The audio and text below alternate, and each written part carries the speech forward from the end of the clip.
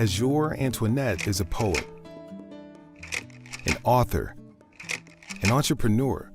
This is your moment to do the unthinkable, to conquer what they said that you cannot do. Her words educate, inspire, and empower, encouraging people to reach for what's best in themselves. I've always been an empath. I've always been super sensitive. I just want to be here to help people tell their stories. It isn't about mine. It isn't about the poems. I just want you to know that you were here, and the way that you were here mattered. Azure is making a profession from her passion while she's living with MS. It's a journey that began more than 10 years ago. I was in my 20s. I lost feeling in my hands. I was unable to walk. My hands were constantly just numb and tingling. She was also experiencing fatigue. I would go to a movie with my friends, like an 8 o'clock film, and knock out, like for the whole movie, and it was embarrassing. As her symptoms worsened, she looked for an answer. The diagnosis was hard to hear: MS. Having MS has been infuriating. It's like having your entire body snatched, like just inhabited. Every person's journey with MS is unique, but it begins with finding out what this disease is and how it affects your body. MS stands for multiple sclerosis. It's an autoimmune disease. That means the immune system, which usually protects the body, attacks healthy cells instead. MS targets the central nervous system, damaging the protective covering called the myelin sheath, and sometimes the nerve fibers. So when the myelin is damaged, essentially, the communication between the brain and the rest of the body can be interrupted. And depending on where the myelin is damaged will tell us what types of symptoms can occur from that damage. Symptoms can come and go. They may include numbness and tingling, vision problems, mood changes, difficulty walking, and even thinking. One of the most common symptoms is fatigue. Fatigue that goes well beyond just feeling tired.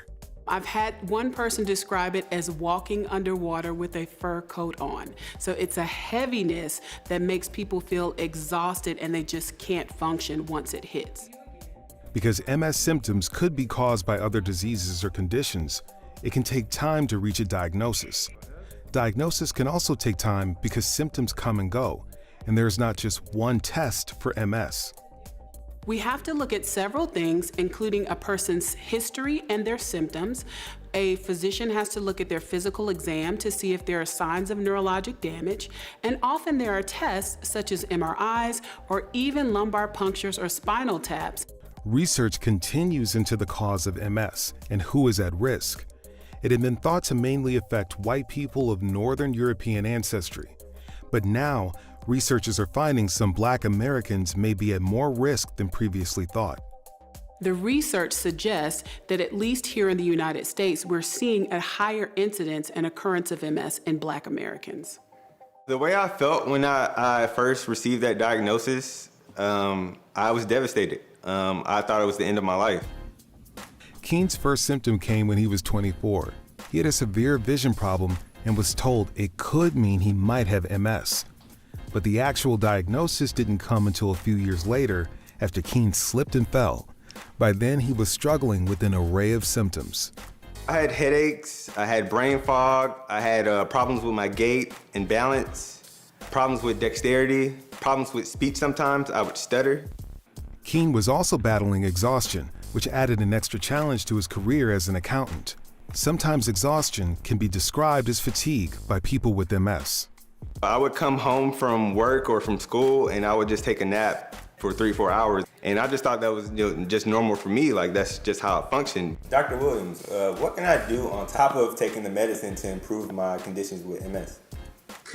So that's also a very common question. Since his MS diagnosis, Keen continues working with his healthcare team to make sure his treatment meets his changing needs. The goal of treatment for me is to stay as healthy as I can, to try to live normally and try to just thrive.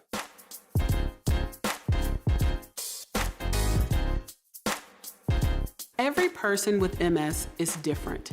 Everybody's journey is different in terms of how their symptoms start, how they may or may not evolve over time, and that's one of the difficulties with diagnosis is because everybody is so different. How MS is treated depends on the way the disease is affecting the patient. While there are 4 basic courses of MS, the most common is called relapsing remitting. People with relapsing remitting MS experience clearly defined relapses, symptoms emerge or become worse for a few weeks. Then symptoms fade or remit partially or completely. Treating and managing MS involves both medication and lifestyle strategies. Currently, there is no cure for MS, but taking action early may reduce or slow its effects. There's so many advances in treatment, we have so many more options for our patients, and there's so much more that we're learning every day about how this condition works, and hopefully we'll know soon how to potentially reverse some of the symptoms. Early treatment might be especially important for Black Americans. Research indicates they could be at higher risk for disability. It's important to stress that if there is a risk for more severe disease, that people do need to be seen early and they need to be treated as early as possible. In addition to medical therapies, a healthy lifestyle can make a big difference. So in addition to talking to your healthcare team about any medications that may help, it's also important to do other things to improve your lifestyle, like eating a healthy, well-balanced diet, trying to exercise as much as possible, and getting enough sleep at night, which is difficult for many of us to do. Also, other lifestyle changes like quitting smoking and decreasing alcohol intake can not only help MS, but can help a person's overall health as well. Keen has a stressful job, and his learned stress can trigger his symptoms. But he and his healthcare team have developed a treatment and management plan that keeps him as healthy as possible. My current treatment plan is working for me, and it's more than medication. It's me taking care of my diet, it's me staying on top of my exercise routine, and it's me taking time out to release myself from stress.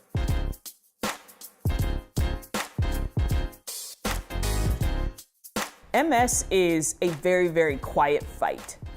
Because it is an invisible disability for the most part. But you do not have to fight alone. In addition to your healthcare team, reach out to family, friends, and community resources. And that is one of the key things that I try to drive home is that you've got to ask for help when you need it. There are many resources that are available. Some of them are within their community or even within their home or family and friends unit. There are also resources available through our societies like the MS Society. Teresa has been building her support system pretty much all her life. Born with a heart condition, she never let that get in the way of her career as a parole officer.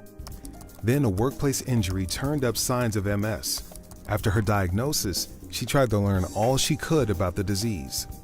And what I wish I would have known prior to my diagnosis is that there were other people who looked like me.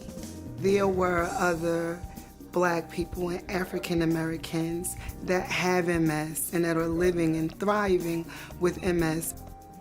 Hank, I'll always be there for you. Teresa is grateful for the support she gets from her husband Marvin, and for the love and care she receives from her dad and extended family. Teresa is making it her mission to reach out to others with MS. She tells them to make sure their healthcare providers are listening so they can work together as a team. A good medical team will look at the totality of who you are. They will look at your makeup, they will look at your medical conditions, they will consider all of these factors when they are thinking about prescribing a treatment regimen, because we know that medical care is a partnership. We're partners in this.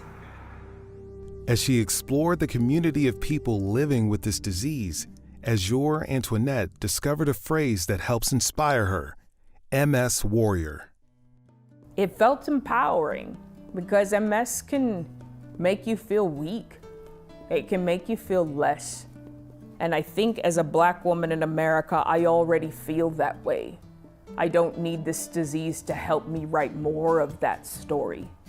And I refuse to enter into a space that makes me anything that is a fraction of who I know I am and I can be.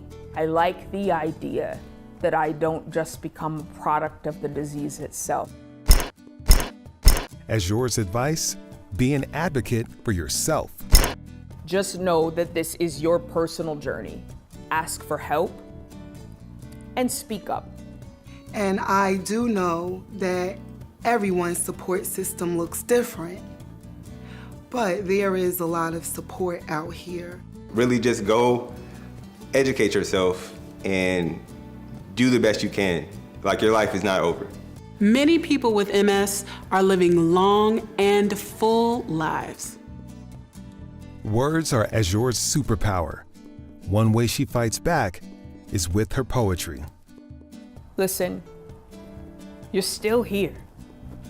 You're still breathing. You're here. And I worried that you'd stop beating. I worried that you'd stop loving, that you would stop seeing the glory of your growth from the misery of your failings. But you